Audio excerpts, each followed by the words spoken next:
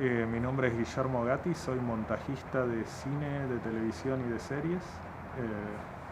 Soy socio fundador de EDA, que es la Asociación Argentina de Editores Audiovisuales, y hace más de 20 años que trabajo como montajista.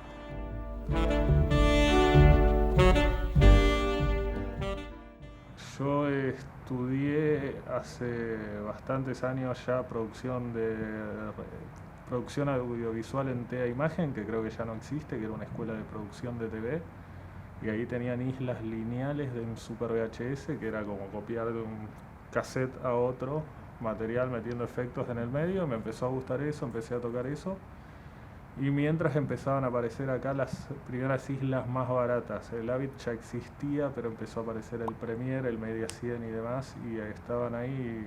Yo tenía bastante uso de computadora ya desde chico, así que las empecé a tocar y me enganché con eso. Todavía al día de hoy es medio parecido. Empecé a trabajar, ahí uno de los profesores me ofreció un trabajo en su productora en el 99, y a partir de ahí ya no paré de trabajar en el área de edición. Yo, en mi caso personal, me fui interesando cada vez más en el mundo de la edición a medida que me iba encontrando con el trabajo. Empecé a trabajar de eso, siempre me gustó ver mucho películas, series, leer y demás. Y después de un par de años de estar trabajando de editor, me di cuenta empecé a reconocerle características al montaje, digamos, características de arte, no tanto artísticas, sino artesanales, narrativas, y me empezó a gustar más. Empecé a estudiar sobre eso, hice algún curso con Miguel Pérez, empecé a estudiar dramaturgia y demás, y eso hace que cada vez... Yo soy una persona muy curiosa, cada vez que encontraba algo nuevo me llevaba a buscar una idea nueva, y al día de hoy sigo haciendo así. Hace ya casi 24, en octubre van a ser 24 años que edito, y siempre me manejé de la misma manera, y voy encontrando cosas nuevas. Tiene una dinámica con la tecnología que hace que vayan cambiando las cosas y te tengas que ir entrenando, pero además está tan relacionado con la narrativa y el mundo de la dramaturgia y demás, que eso es medio inagotable para mí. Así que sigo estudiando eso y me sigue interesando.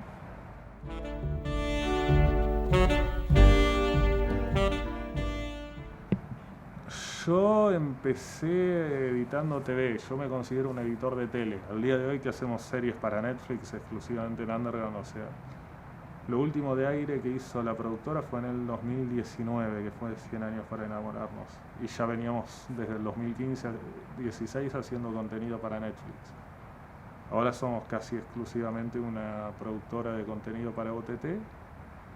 A mi criterio somos una productora de televisión, o sea, hay diferentes parámetros de producción, pero para mí son programas episódicos que se resuelven de una manera, es televisión. Yo empecé editando tele, sobre todo realities,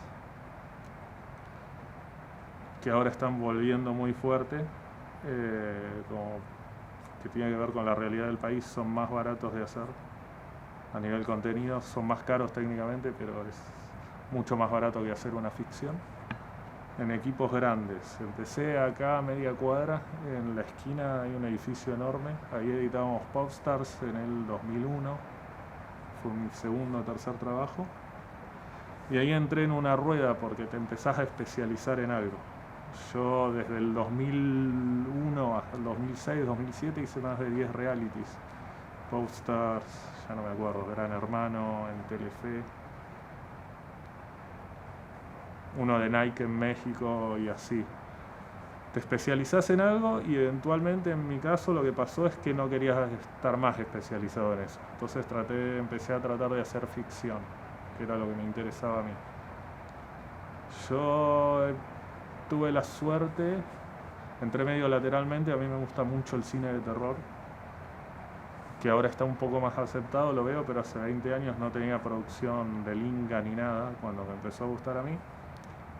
Iba al BARS. El BARS es el Buenos Aires Rojo Sangre, es un festival de cine de terror que todavía se hace, y ahí conocí un montón de gente. También iba a Mondo Macabro, que es un videoclub que estaba cerca del Obelisco, y lo conocí a Dani de la Vega, a Hernán Finlin, que ahora es el presidente de la Academia de Cine, y a un par más que estaban metidos en eso.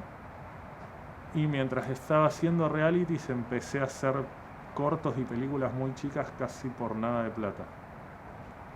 Lo que descubrí, bueno, y ahí así en el 2008 terminé haciendo Visitante de Invierno, que fue la primera película de terror del Inca en más de 20 años, desde los 80 que el Inca no pagaba ninguno. Lo que descubrí, bueno, y empecé a hacer un poco más de cine y también al mismo tiempo lo conocí a Sebastián Ortega porque hice el piloto de La Lola, que no lo terminé haciendo, pero después, 2 años después, volví a trabajar con él. En tiras y después unitarios, y a medida que se iba haciendo más ambicioso el proceso de Sebastián, yo iba creciendo también con él en eso. O sea, primero hacíamos tiras, después cuando se podía hacíamos unitarios, empezamos a trabajar con mejores directores y todo ese proceso lo fui acompañando, pero al mismo tiempo yo siempre hice cine aparte. Lo que descubrí es que en lo que quieras hacer, primero es que te tienen que conocer. No importa tanto el currículum ayuda, pero recién me está ayudando ahora después de más de 20 años. O sea, después del Ángel tardé que ganó un montón de premios, yo gané algunos premios, viajé y todo. Tardé casi un año en conseguir una peli grande después de eso, que era la de Portal. Lo que sirve son conocer gente, es una posición muy crítica la del montaje, porque se definen un montón de cosas y siempre hay, a la hora de elegir un montajista, una montajista, hay un tire y afloje muy importante entre producción y dirección muchas veces. Porque a veces cuando me sugiere un productor, el director sospecha y viceversa. Entonces te tenés que conocer, tenés que hablar, tenés tu currículum, pero te quieren conocer. Lo que sí descubrí que es real en mi caso, por lo menos, es que cada vez que quería hacer algo distinto tenía que volver un montón de casilleros. O sea, en reality me iba muy bien. Con las devaluaciones y todo, te puedo decir que a los 20 años ganaba más de lo que se gana ahora. Pero desde el 1-1 al 4-1, etc. Pero es quemante, son 10 horas por día, 6 días por semana. Es una gran escuela para tomar decisiones muy rápido. Pero después cuando quise hacer ficción, a nivel producción, yo no creo que a nivel artístico, pero a nivel producción volví muy atrás. Empecé a hacer pelis directo a video con Dani de la Vega, hice Visitante de Invierno y me empezó a ir un poco mejor, pero cuando quería hacer películas más serias no conseguía trabajo porque era editor de cine de terror. Cuando empezaron los unitarios me empezó a ir un poco mejor, empecé a hacer un pelis de más bajo presupuesto. Pero cuando en el 2017 me llaman para hacer El Ángel, que es como es una peli de KS, que es la productora de cine más grande acá, que son muy serios y laburan bien. Yo ya tenía 20 largos hechos, ninguno grande, y un montón de series. La productora, ahí me pidió el director, pero la productora no me quería porque yo no era un editor de cine. Entonces hubo un tire y afloje, por más que haya hecho 20 películas, porque nadie había visto esas 20 películas, básicamente eran películas de 10.000, 15.000 espectadores. Y así, es siempre un paso para atrás. Si querés hacer algo, es un paso para atrás. Vale la pena para mí, yo nunca me amargué ni nada de eso por este proceso, porque a mí me divierte un montón. Sigo haciendo cine de terror porque es lo que me gusta, pero tuve la suerte de hacer cosas más grandes, que sé yo, esta peli Virus 32 no es muy grande, pero es más grande que las pelis de terror que se hacen acá. El Ángel es mucho más grande que cualquier otra cosa que haya hecho y eso te permite que te llamen para hacer otras cosas, pero siempre es como que tenés que volver un poco para atrás y dejar una buena impresión. Es lo que les decía al principio, no sirve mucho un editor, una editora que tenga mucho ego y te diga cómo tenés que hacer las cosas, porque tenés que convivir mucho con la gente que hace la película, encerrados en una isla, y la gente quiere trabajar con gente que no le trae problemas y se lleva bien, básicamente. Quizás en fotografía o en alguna otra área tenés un poco más de espacio para ser más temperamental. El montaje traen a otra persona, pero no es tanta la diferencia de lo que se puede lograr. Entonces es más que nada trabajar bien, ser responsable y tener muy buen trato con la gente. Me parece que eso te permite seguir trabajando, básicamente. Después de unos años la experiencia ayuda, pero depende de lo que querés vos. O sea, Si hubiera seguido en realities lo podría estar haciendo hasta el día de hoy, creo que no tendría problemas en desarrollar eso, pero no me interesó seguir trabajando en eso.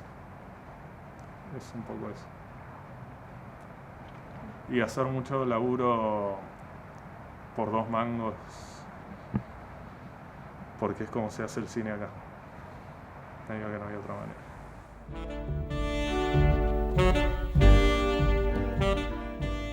Hay muchas líneas de cómo te podés desarrollar como montajista, pero hay cosas muy que se repiten. Yo tuve la suerte con un grupo de editores de la Asociación de Editores de EDA de trabajar haciendo libros sobre montaje y demás, así que lo pude preguntar bastante esto.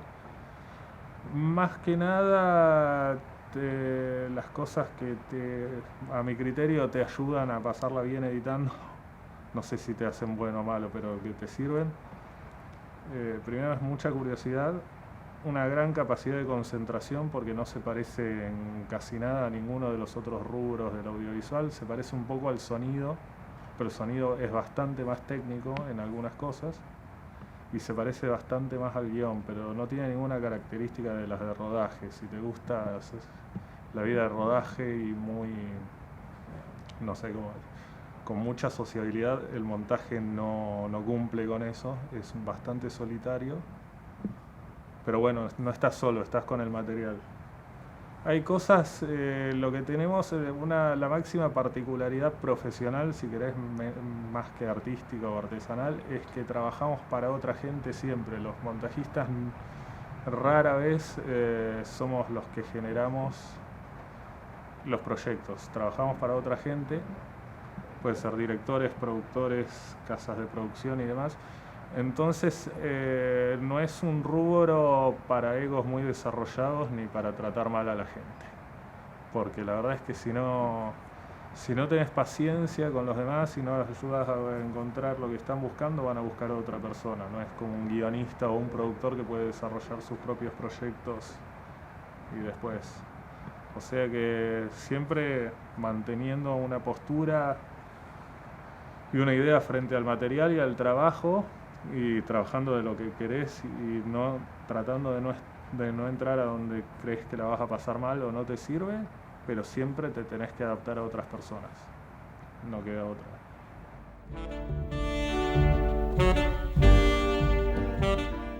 Los últimos años sobre todo trabajo en 2 tipos de producción, o en cine, que tienen sus características con películas más o menos grandes, y en series.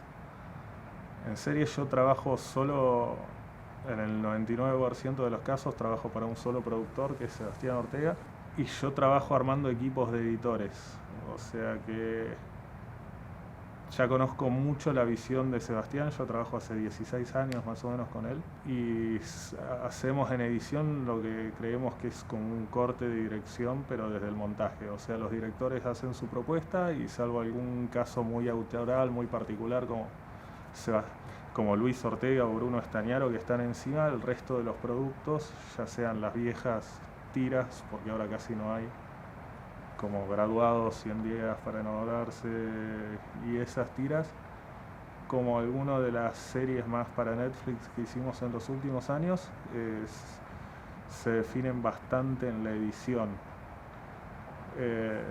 Lo que hago está muy basado en un workflow que fuimos descubriendo en la productora hace muchos años, donde básicamente se confía mucho en el criterio de los editores que se contrata, se los deja crear, y yo después eso lo tomo todo y veo qué tanto se adapta a la mirada de la productora, a la línea narrativa de la productora y a mis gustos personales, que van variando con el tiempo. Y así lo hacemos. Una serie tipo como El Marginal, por ejemplo, estoy yo como director de edición, más 2 editores, 2 asistentes, un editor de online, que es la persona que, una vez que está todo editado el capítulo, lo levanta en alta, manda y recibe de color, le pega la mezcla y lo manda a Netflix, y coordinadores. Yo en esos casos, la gente de edición se concentra más en la parte creativa, y coordinación y asistencia y el editor de online más en la parte práctica para que llegue a Netflix y todo. Todo esto, Netflix, Amazon, Star Plus, tienen guías muy claras de lo que quieren, no solo en cuanto a duración, sino a cómo entregar el material y todo. Entonces se termina formateando. Tenés una cantidad de meses para hacer la edición, una cantidad de meses para la mezcla de sonido, para la música, para el color, se va haciendo. El cine es mucho más particular. No he hecho tantas películas grandes de muchas semanas de edición. Hice El Ángel, Virus 32 o una de la peli de Gastón Portal. Está muy dividido entre los presupuestos del cine. Generalmente el cine argentino, que depende mucho del instituto, que ahora está en un momento terriblemente malo, filma muy poco y te dan pocas semanas de edición. O sea, pueden filmar 4 semanas y tenés que editar la película. El cine es en semanas. Las series las tratamos en, qué sé yo, el marginal te puede llevar desde que se graba la primera escena hasta que entregamos el último máster entre 6 y 9 meses, dependiendo de la cantidad de capítulos. Una película estándar de cine de acá, con 4 semanas de rodaje, en 2 meses y medio está editada. Porque no hay tanto material, porque no hay plata, porque te pagan por semana, entonces son mucho más chicos los equipos. Qué sé yo, en una peli estándar tenés una persona que hace la asistencia 3 o 4 semanas nada más, según la cantidad de material que hayan rodado, y después queda el editor solo o el editor, la editora, con la persona de dirección. Y ahí depende mucho de quién dirija. Hay directores que están todo el tiempo encima del material y hay otros que te dicen pegá todas las escenas, hace algo aproximado al guión y empezamos a trabajar a partir de ahí. Siempre lo que se busca es tener mucha confianza, hacer todas las pruebas posibles. Cuanto más conoces al director o a la directora es mejor, porque perdés menos tiempo, hay muy poco tiempo para editar generalmente, y si no te conoces, si no está desarrollado un ida y vuelta, hay una pérdida de tiempo grande en eso. En una peli más grande quizás hay mucha más injerencia de los productores. En las pelis chicas es más raro, los productores opinan y todo, pero lo maneja más dirección. Bueno, Virus 32 es una peli que hicimos para Star Plus, que es una peli uruguaya que yo fui la pata argentina y tuve 5 meses para editarlo. Eso es rarísimo, que es una película de 85 minutos, generalmente se hacen en 2 meses. Pero bueno, ahí tenía mucho control el director. Si fuera por los productores, la tenía que editar en la mitad del tiempo. Por una cuestión de costos, no es que quieran que quede mal ni nada. Después una peli como El Ángel, si bien es muy autoral y tenía el control total de lo que quería contar Luis Ortega, siempre teníamos que mostrarle a los productores, que en este caso eran K&S, acá que era el productor principal, Underground, y El Deseo, que es la productora de Almodóvar. Todos lo veían, opinaban, y después yo tenía relación directa nada más con el director y él recibía opiniones de todos los productores y lo traducía en lo que podía y quería hacer y lo que no.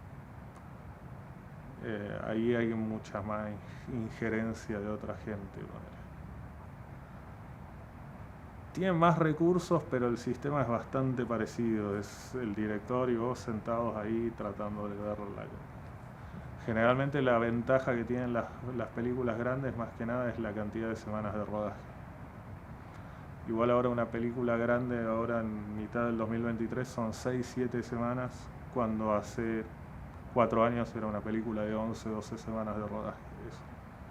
Cada vez hay menos tiempo. Todo desde la confianza, ese es mi punto de vista. Después te llega la cantidad de material, qué sé yo, El Ángel eran 50 jornadas, y lo vas viendo y vas cortando de a poco, sabiendo que te va a llevar una cantidad de tiempo y tenés que tener mucha paciencia y tenerle mucha paciencia a los directores. Eso es como lo principal.